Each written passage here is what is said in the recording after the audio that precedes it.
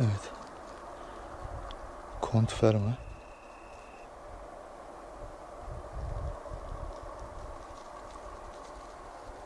Ahmet Yılmaz sahibi, Mersin'den. Dragon'da geldi. Dragon'da Ferma.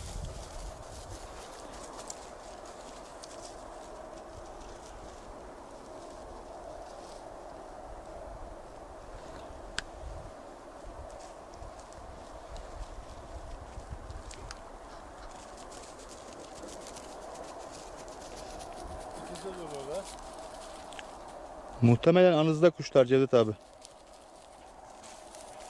Bravo be Kont. Dragon da güzel durdu. Cevdet abi.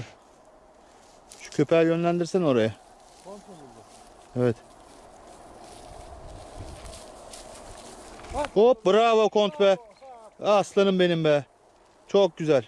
Yuhu bravo. Aferin be. Çok güzel.